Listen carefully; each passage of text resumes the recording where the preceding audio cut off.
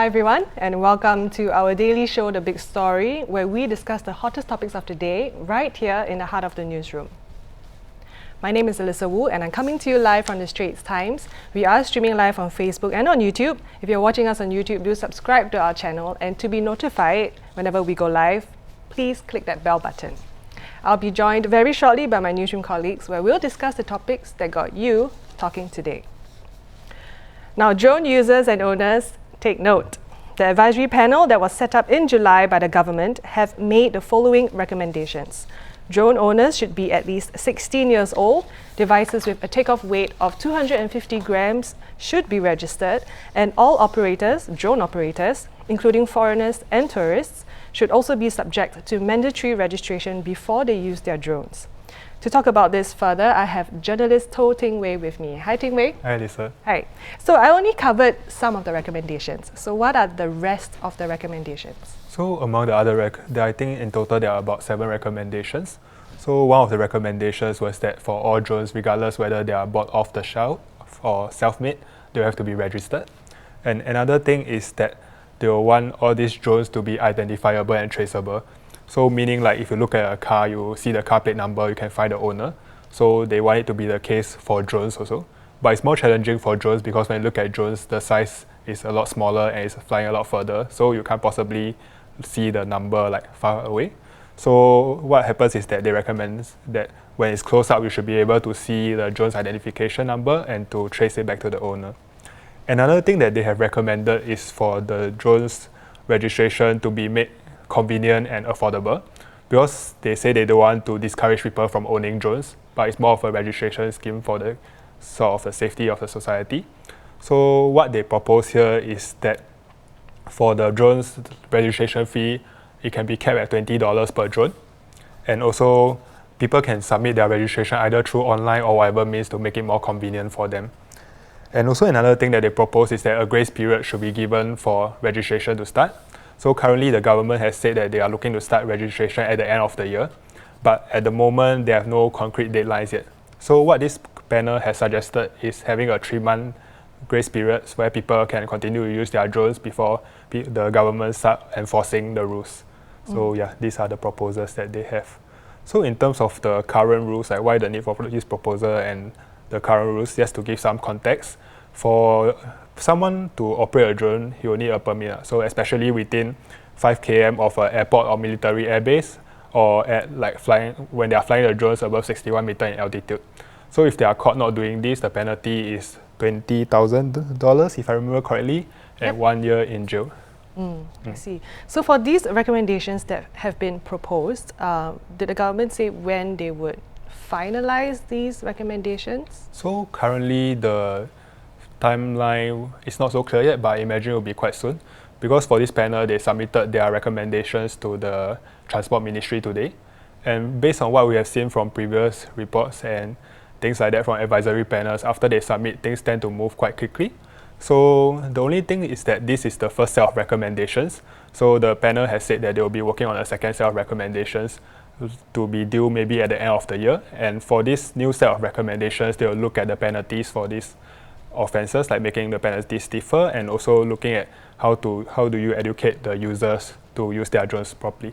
And I understand these were the reasons that the panel gave when they were explaining why they had these recommendations, correct? Now maybe just a quick background for viewers who maybe are not aware, why did this advisory panel, why was it set up in the first place? So this advisory panel was actually set up in May.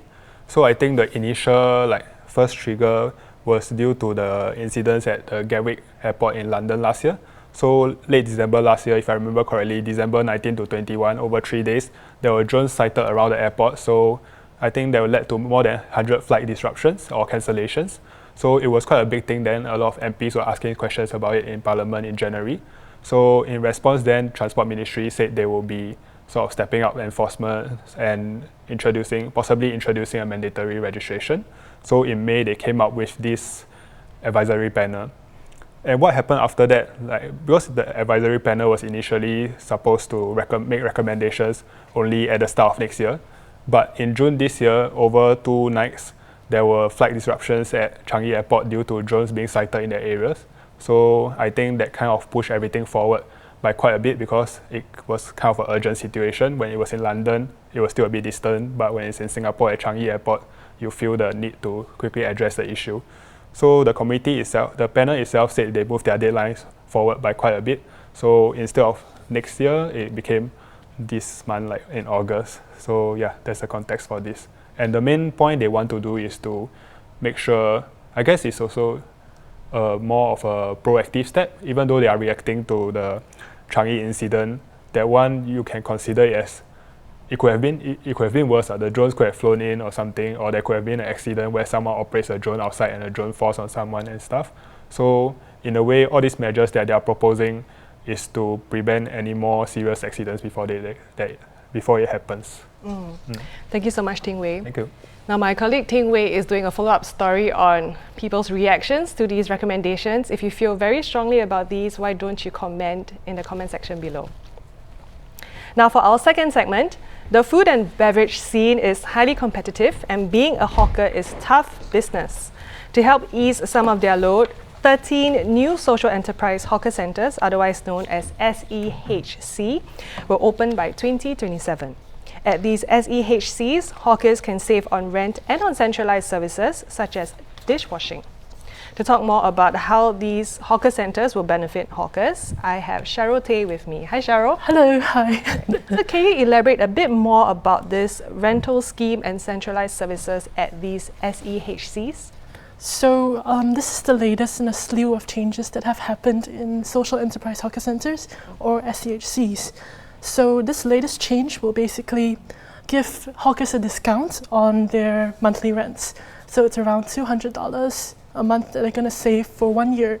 So this is going to apply to Jurong West, Yishun Park, and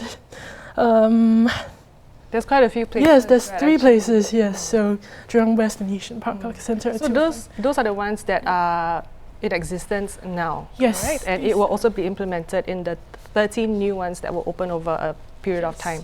So 30 new hawker centres are set to open by 2027, and this new scheme is going to help them save about $400 a month for the first year and $200 a month for the second year. So this is a considerable amount of savings for hawker centres.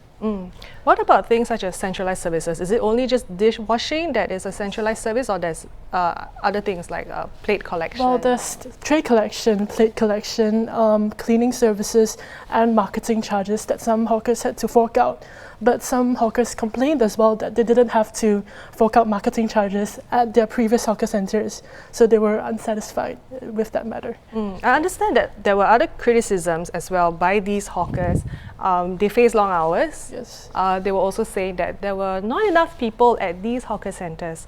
So what has the National Environment Agency done? So they outsource these social enterprise hawker centres to social enterprises? Yes. So these hawker centres have been around for a few years, but last year there were complaints from members of the public and hawkers as well about long hours, high turnover rates, meaning there were no stalls there open during the daytime, and also onerous charges to do with dishwashing, as I mentioned just now, marketing charges. So last year, standardized rates to, the days were standardized to a 5-day week instead of a 6-day week. And this year, dishwashing costs were also sort of subsidized by the NEA. So 50%, they would pay only 50% for the first year, and they would pay 70% of the dishwashing charges for the second year. And this rent discount is the latest in changes. And the reason why they are promoting this scheme where they save money on rent and on the services is to help them give a leg up to, so they can have a slightly easier time starting out their business. But do you think it will really help the hawkers? Will it really help them to save money? Yes. So over the last 24 hours, I've interviewed about 80 hawkers. It's a split reaction, if I'm really honest. There are some hawkers who think that the discount is going to be a benefit to them or a bonus, and there are some that think that more needs to be done. For example, more promotions for hawker centres, more regulations to help them save money over the time that they might not be having so many customers. Yep. So those are some of the suggestions that they're making. So what can we do as Singaporeans? So hawker centres and hawker culture is a very big part in many of our lives. and also maybe for tourists who visit Singapore, right? So what are ways in which we can help hawkers to thrive and continue to make a decent living? So one of the suggestions that I would make personally is to go to hawker centres. One of the complaints that they had was that their business has sort of declined over the years, even older hawkers who have relocated to social enterprise hawker centres. So that's one of the things that I would suggest. And of course, Singapore is emphasising a lot on hawker culture. In March this year, we submitted our bid for making hawker culture a UNESCO heritage item. So, and by 2020, foodies are also going to be able to track down their favourite places on Google Maps. So that's going to be helpful to promote hawker places to the general public. So hopefully the hawker culture will flourish from there. Yep. Thank you so much, Cheryl. Thank you. If you have any suggestions as to how we can help our hawkers and our hawker culture, do comment in the comment section. Now on to our last segment. The Amazon rainforest fires, which show no sign of slowing down, has triggered global alarm about the damage to one of the world's most important ecosystems. It has also highlighted the important role forests play in the fight against climate change.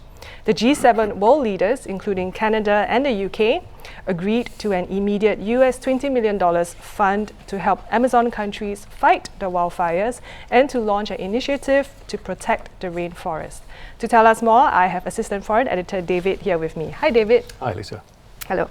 Hi. So, the Amazon is pretty far away from us, but what's happening in Amazon could have lasting effects worldwide.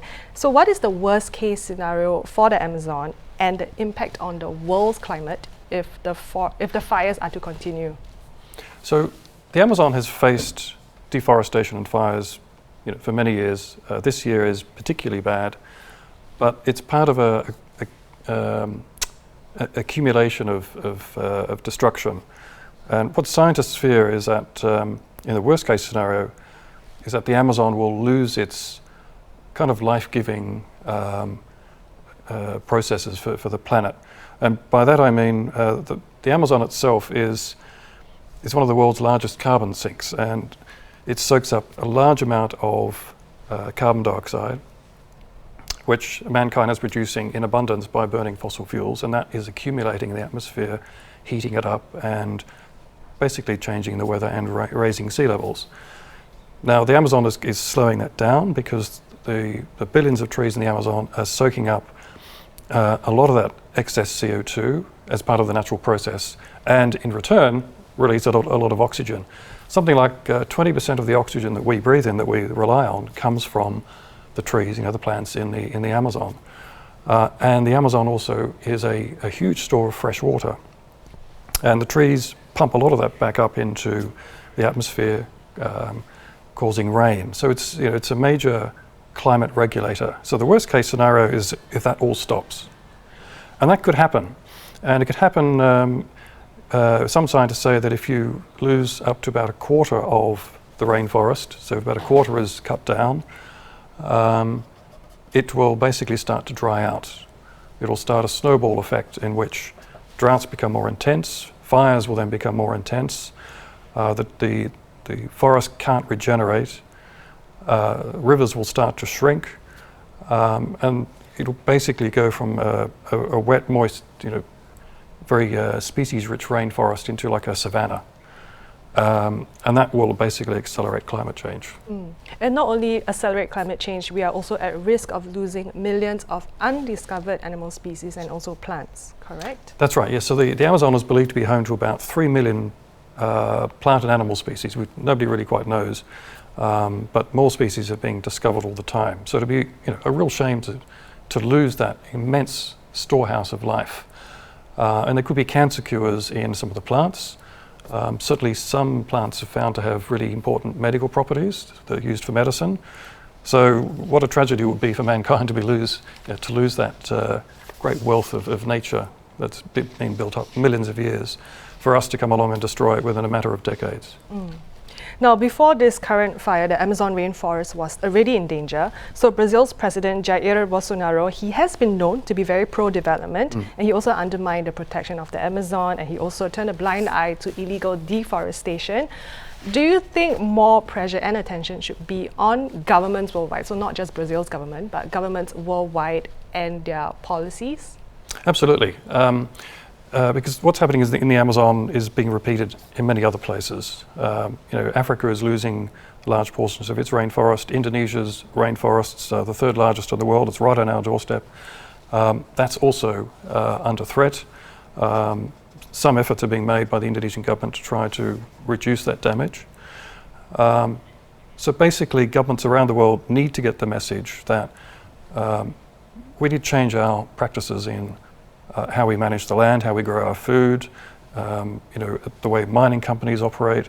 We're seeing a steady process of destruction and pushing the planet to the brink. So the only way you can really change that is governments must start to enact stronger regulation on the way companies operate, and companies then must take that on board and change.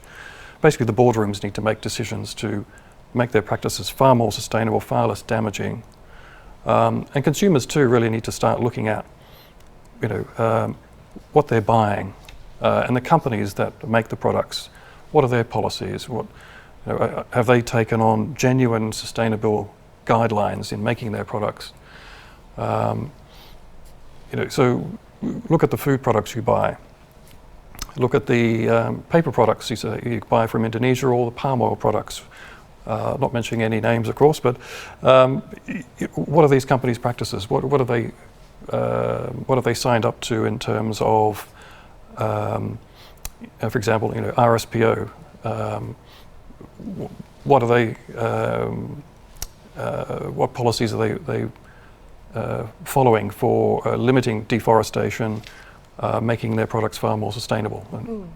And also on an individual level, we were discussing this earlier, you recommended that we cut out meat from our diets and also maybe join NGOs, raise awareness for all these campaigns. Is that right? Yeah, so there's a lot you can do. You can certainly change your diet. Meat is one thing that people can reduce. The process of cattle raising does produce a lot of greenhouse gas emissions in two ways. Cattle ranching can lead to wholesale deforestation, because the cattle need to graze, right? So, and that's happened a lot in the Amazon. It's happened to some extent in Australia as well. But cattle and sheep and other ruminants also produce a lot of methane, which is an even more powerful greenhouse gas than CO2. And that's part of the reason why agriculture and forestry produce up to about a quarter of mankind's greenhouse gas emissions. So the only way you're really going to get a handle on climate change and cutting emissions is to also tackle the agriculture sector. Now, David, I have a last question for you. Do you think the Amazon fires can be contained? Tough question, in the sense that they won't be controlled overnight. There are literally hundreds of fires popping up each day. Some of them are small. I guess one benefit is that, or good news I guess, is that unlike Indonesia, Brazil does not have a lot of deep peat. So these fires can usually, with a concerted effort, be put out. You just have to stop people from lighting new ones. I guess that's the hard part. So a lot of fires in Indonesia, particularly on deep peatland, if they get into the deep peat, they'll burn for months until the wet season. So I think for Brazil, if Bolsonaro makes good at his pledge from bringing in the military, getting tens of thousands of troops out there fighting the fires, they should be able to get it under control. I hope so too. Right. Thank you so much, David. Okay, thanks. Now, those were our top stories for today. For more news and videos, do log on to straitstimes.com. Once again, I'm Melissa. For more big stories, join us again tomorrow, same time, same place.